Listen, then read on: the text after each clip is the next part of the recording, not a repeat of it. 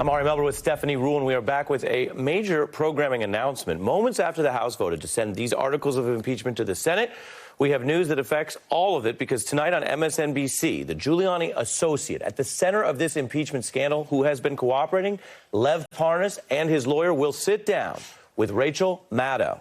The exclusive interview will air tonight, 9 p.m. Eastern on MSNBC. Mr. Parnas essentially breaking his silence. He, of course, stands still under indictment in the Southern District of New York. And to join us on this story right now, Barrett Berger, a former prosecutor in both the Southern and Eastern District of New York.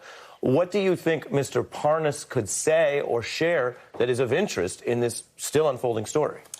Well, he certainly has a lot to share of interesting material. What is surprising to me is that the Southern District of New York would be in favor of this. I mean, I'm assuming a fact, not an evidence, which is that they are. But to say this is rare is an understatement, right? I mean, I was a prosecutor for many, many years.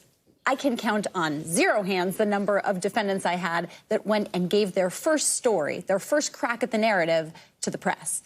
And for good reason, right? Prosecutors want to be in control of the narrative. They want to be the ones asking the questions. They want the first time that you're hearing from somebody to be on the witness stand, not in a media interview. So it's surprising to me. Then, without obviously speaking to Lev Parnas or his lawyer, from your position, why would he do it? Lev Parnas isn't a great American patriot who says, time for me to come clean. I can't imagine he's a diehard Rachel Maddow enthusiast. There has to be strategy behind it from a legal perspective.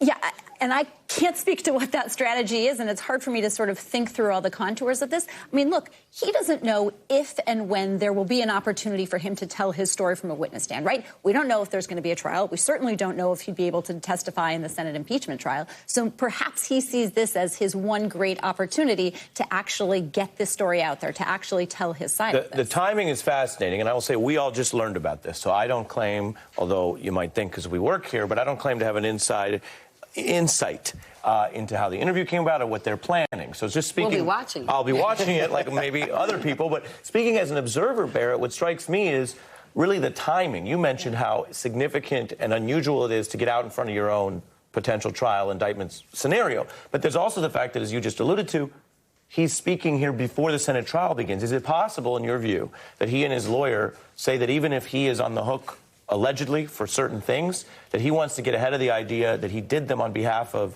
perhaps Giuliani, perhaps other political interests? I mean, maybe. But look, for anyone who's actually read through these materials that were released, Parnas is on the hook criminally for a lot of the things that were discussed in these text messages. I mean, to me, I think he is exposing himself to additional charges, in addition to the criticism of, you know, why are you coming on a national news network and giving this for the first time as opposed to, you know, from a witness stand. So, And let me push you on the other part. Is it possible that his lawyer has deemed it cooperated to a degree where they think they're in a good position with the Southern District, and now they're moving on to their public-facing arguments? Yeah, no, I mean, you never know. Again, this is not the typical way that a cooperating witness is, you know, debuted to the public sphere. And, you know, just to put it in context here, anything that he can say, if there is a subsequent trial, if his testimony is needed by the Southern District, anything he says in a media interview is automatically going to be used by any defense attorney. Can and will be used against you. I want to give as cross-examined. Maya Wiley, also a Southern District alum, your view. Well, certainly I agree with Barrett. This is shocking, to say the least, that he would want to speak. Remember, it's a strategic decision whether he would even take the opportunity to take the stand at trial. And normally a defense attorney wouldn't even be making that decision yet at this stage. He's been indicted. It's still early times. He's cooperating, but we don't even know how that would play out.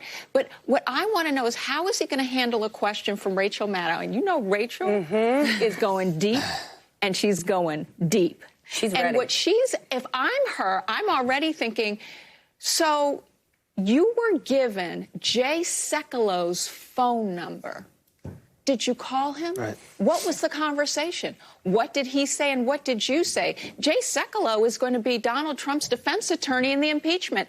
And by the way, no attorney-client privilege there, unless he says, I was talking to him about representing me.